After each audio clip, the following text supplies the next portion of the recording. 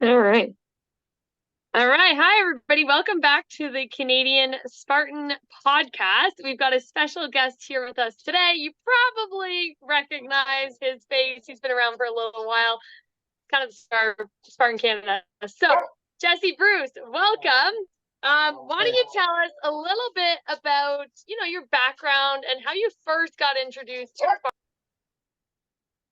Spartan? So my background, like how far do you want me to go? I won't get in the nitty gritty, but I always used to kind of lift weights. I joined a cross country team at university. I'm a little bit of a late bloomer. It took me a little longer to get my act together, so I finally got to college at 27, university at 29, and they had a cross country team, like a varsity cross country team, and I was like, oh, that would be kind of fun. I should never been on a team before. I tried out, barely made it, but ended up becoming, something I ended up getting really good at over the next couple of years. And then that's when obstacle course racing was on the rise, and I did my first one. Actually, a few of us did a first one, and then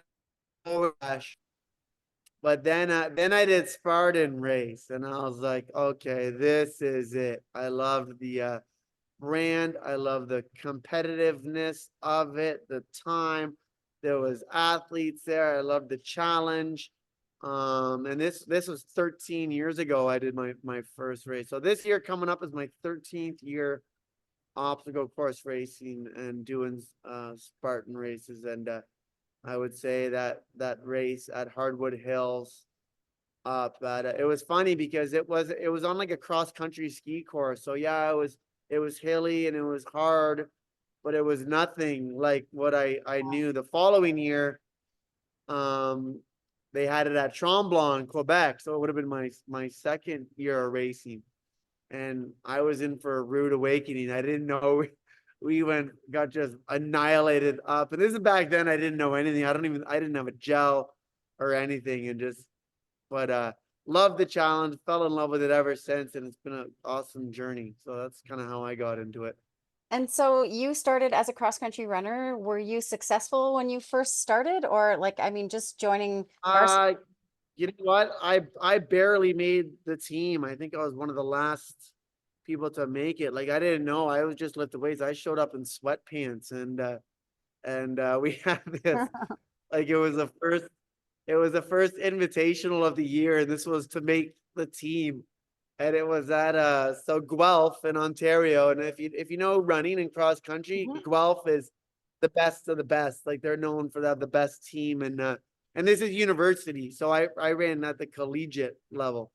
Because I was at university, but it was Humber. But anyway, whatever. So it was like all the top schools and teams from around like the whole country. And I went, and I think I might have came in like fourth last in the whole race, but everyone on our team was behind me. So, That's or awesome. not everyone, but a few of the people, the three people behind were also trying out for the team. So I was lucky enough to make the team. And I don't know what it was. I think I might have ran. I don't even think I ran 32 minutes for an 8 kilometer race. It wouldn't have even been a 4 kilometer 4 minute kilometer, which isn't bad, but at that level you need to be up there. But it was cool. Like I made the team. I got a rookie of the year. They had this big awards banquet, so I was this 30-year-old guy going up getting my little trophy. It was awesome. A couple, people always thought I was the coach. I'm like, no, no, no, I'm running. I ended up being the captain of the team the next year. That's Like, It was hilarious. awesome. I loved it. That's where not only is that where like my fitness started or my running journey started, but it's also where like my gym started because Mhm. just being a part of that team and those men and women on that team and suffering through those training sessions, which were hard yeah. as hell to me because I was lifting weights. I was freaking just getting, I could barely walk. I was And those people, so sore all the time. I was like, oh no. I'd love to see you as a Maybe. meathead. I just can't picture Oh, it, but you're gonna have to send us a picture of Jesse as a yeah, meathead. Jesse, yeah, the old man on the kids team, even though when you look yeah, at it now, like you were still really young, right? Yeah. yeah, I'm still So pretty young. No, because I'm even contemplating going and taking a creative writing course this year. I'm like, oh shoot, I still have 1 year, 1 year eligibility left of cross country. I could go run. Oh And my it's gosh. funny because I'm way faster than I was then, even in my fourth year then.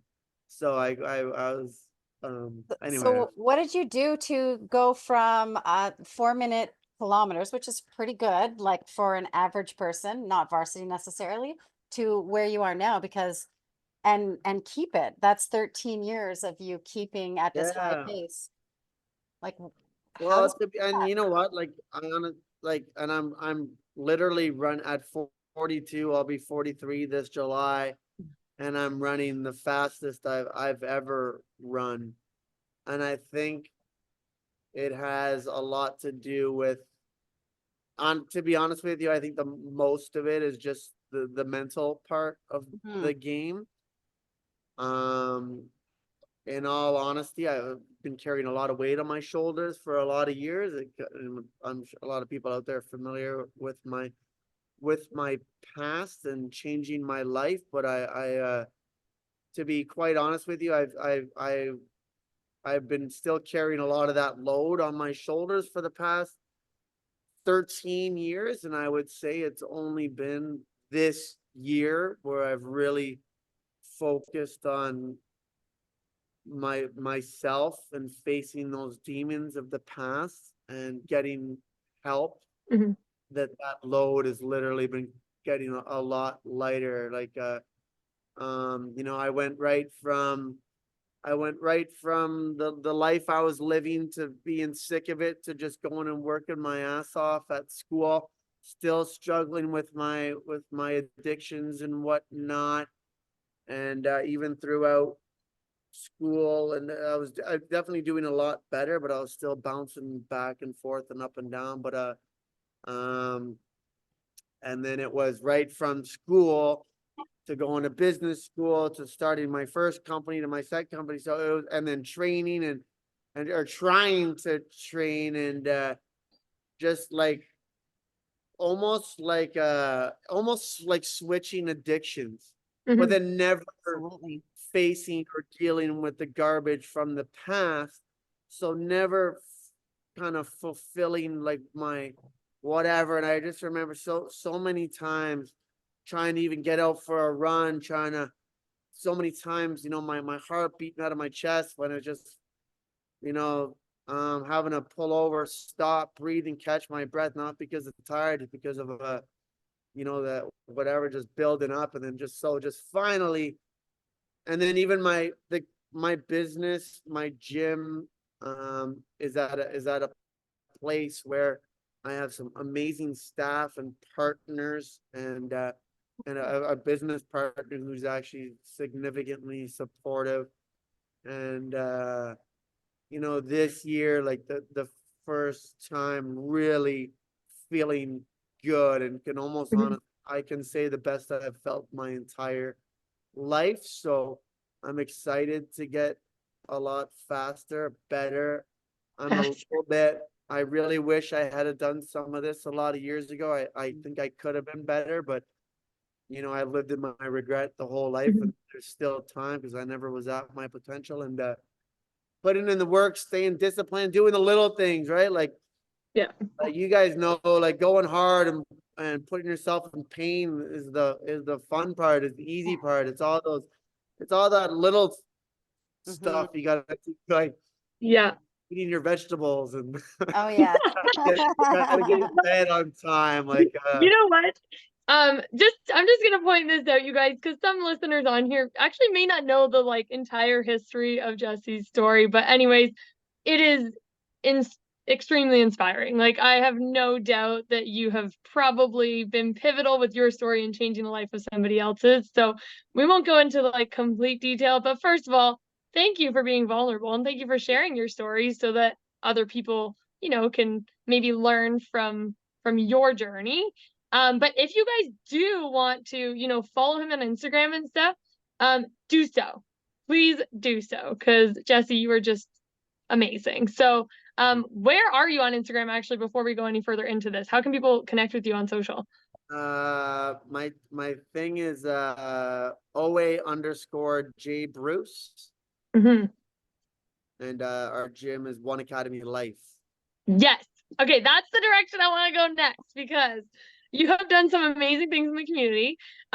Just given your history and your story and your pivots and how far you've come. So tell us about the gym.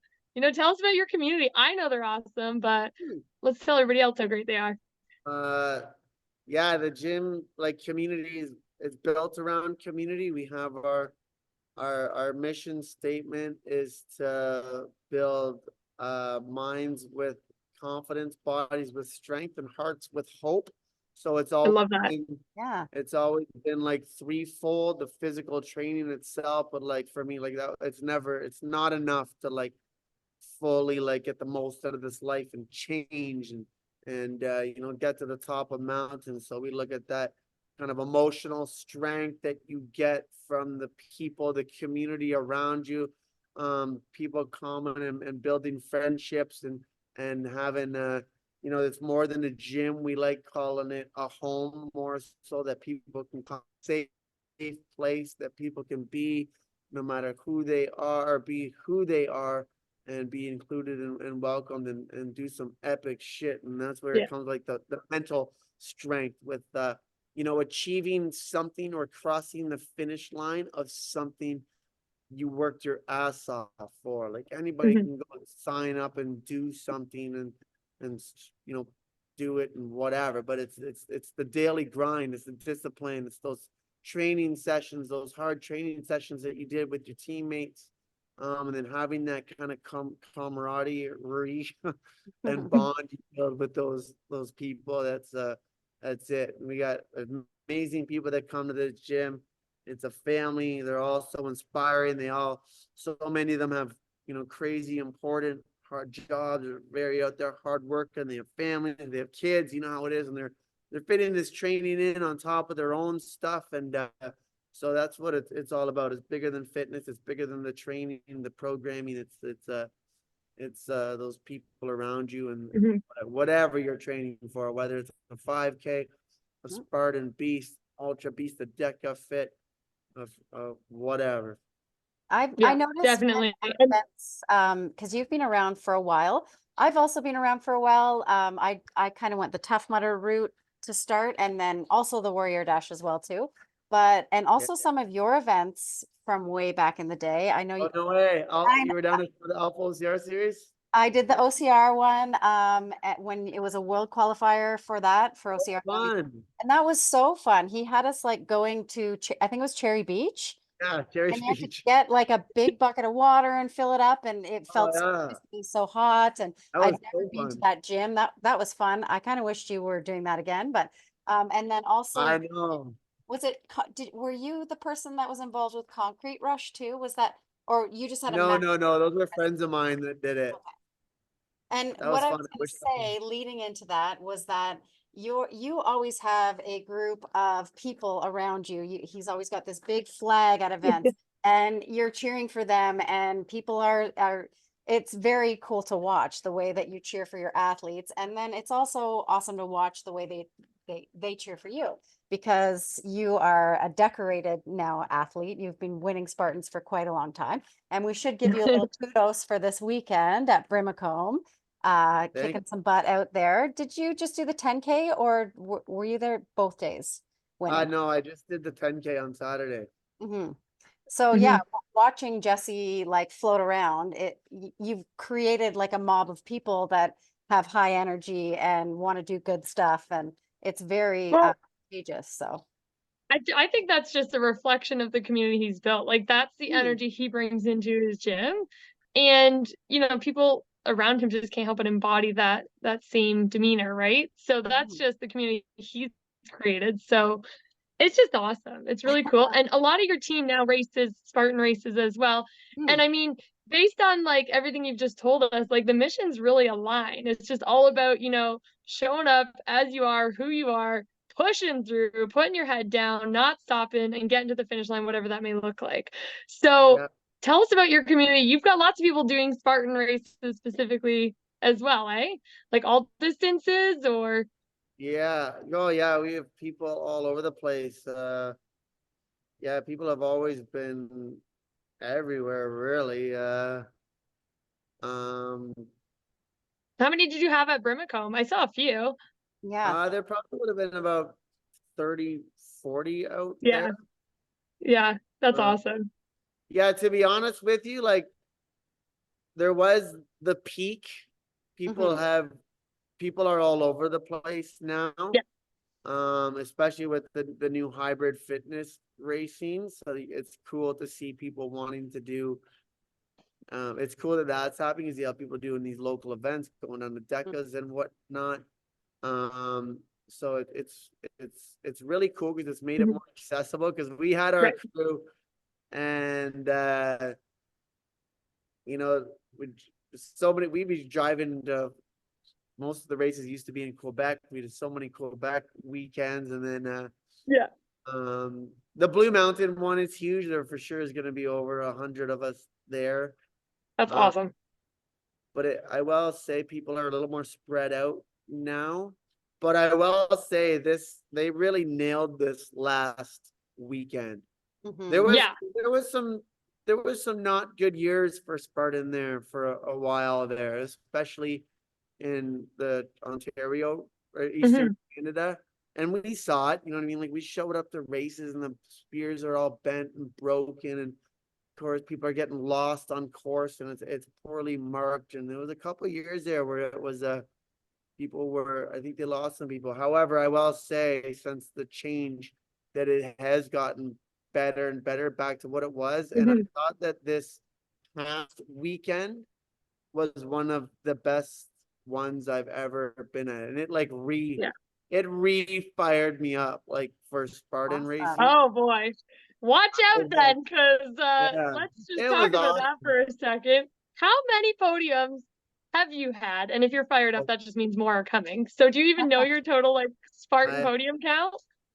To be honest with you, I have no idea. I gotta be over 100. Okay, we got to Have do you some ever? backstory on that. We have to do some research because you We're would gonna have to definitely research. be the most, I would say you would have the most podiums for males because you've been For around for so Canada. long. Yeah, it would be interesting to find out. It's gotta be a lot because we would always do. I definitely did like the Eastern Canada series every year, and there would always be two races. Yeah. Um, and And so then so the Toronto, Ottawa, energy, yeah, with the energy, it's oh, got to be sorry. a lot.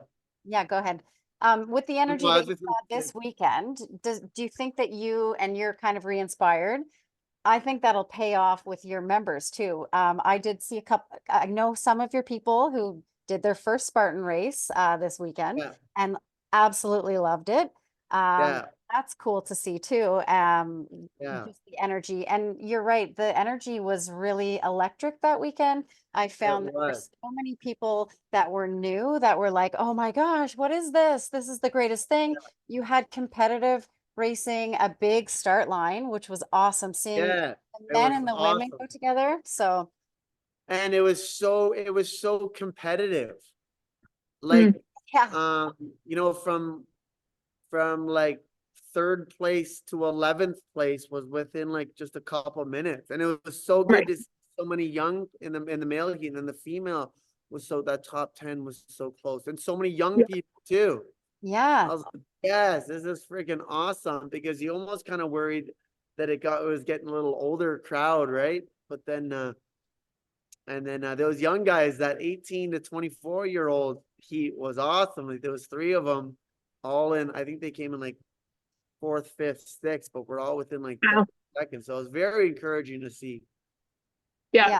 So you've been around for like quite some time, 13 years and counting. Keep going back to that. Let's talk about that for a second, because Uh, obviously you've seen a lot of like changes and different cycles or seasons, I guess you could say, of Spartans. So tell us a little bit about maybe like how things have evolved, or some of your favorite things that you're happy have evolved or like gotten rid of, or give us a little bit of that. um, Well, I will say I hmm,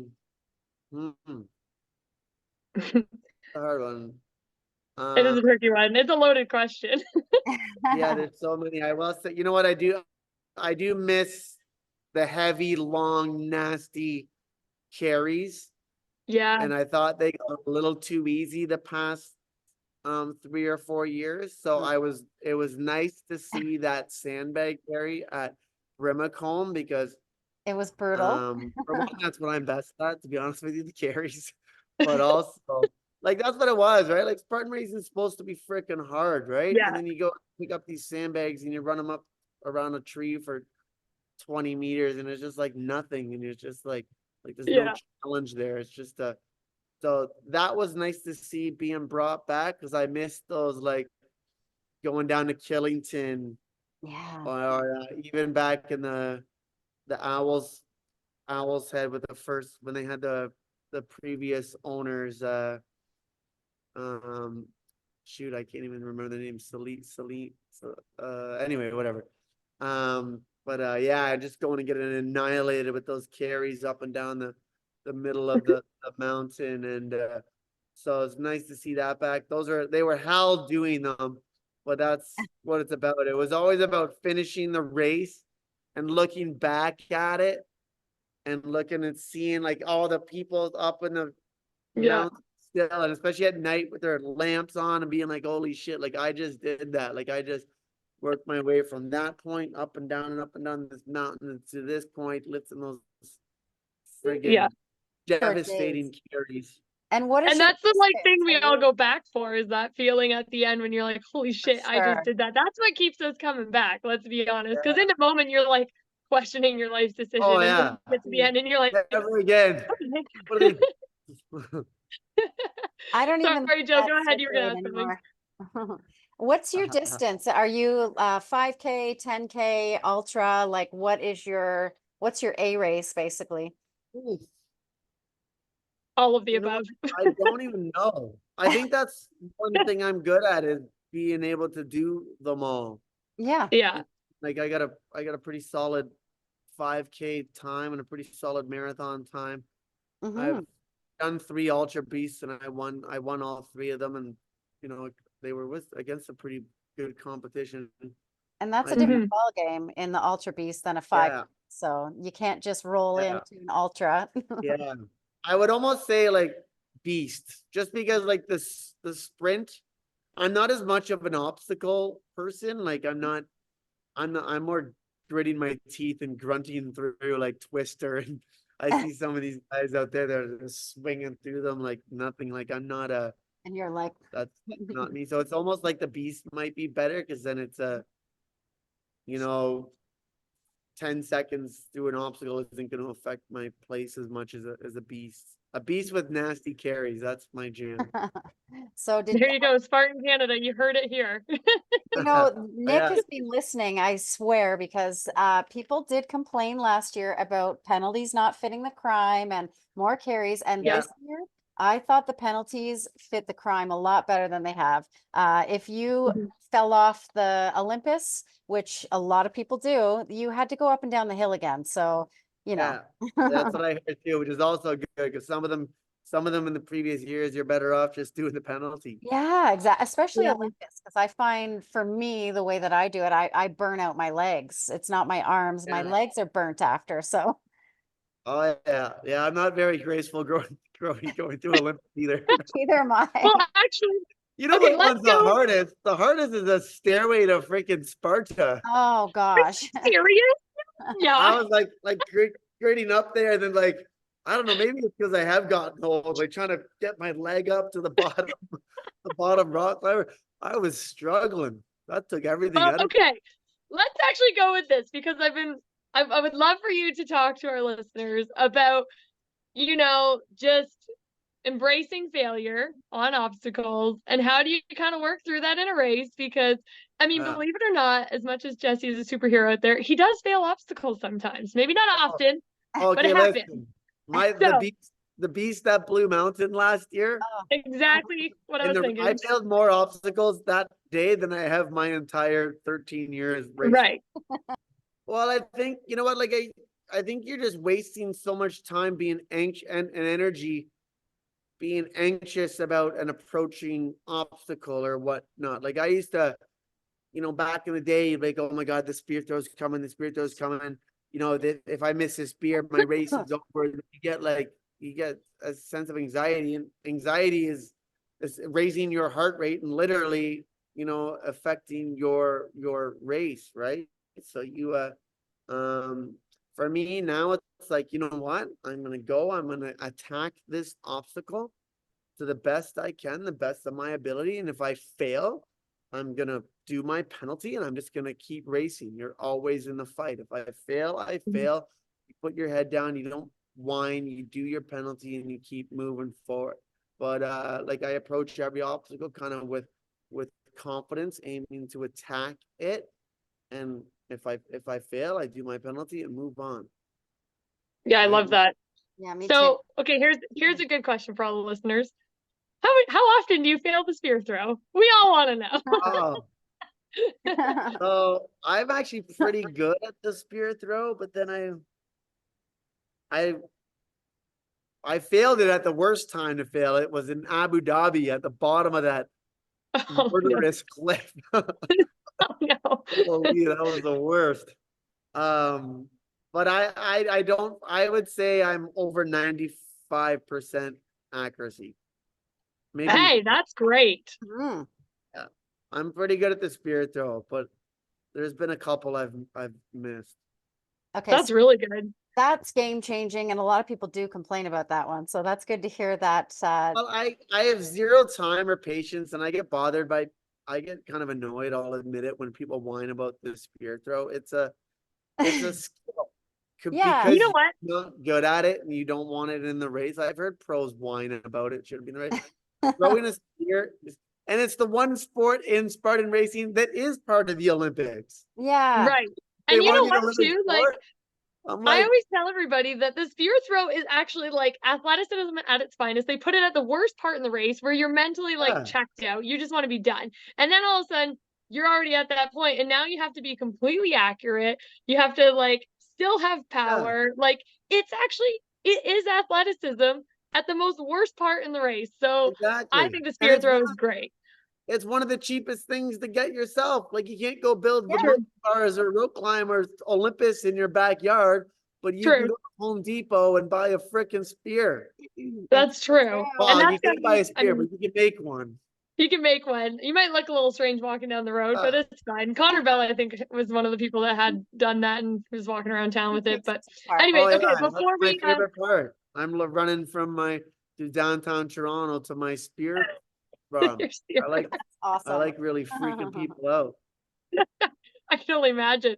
So, okay, before we close off here, one more question for the listeners. Like you said, not a lot of people have access to, Olympia or whatever, Olympus, whatever it's called. What would be your best recommendation for training for the obstacles without having the obstacles? Give us just a few like of your top movements.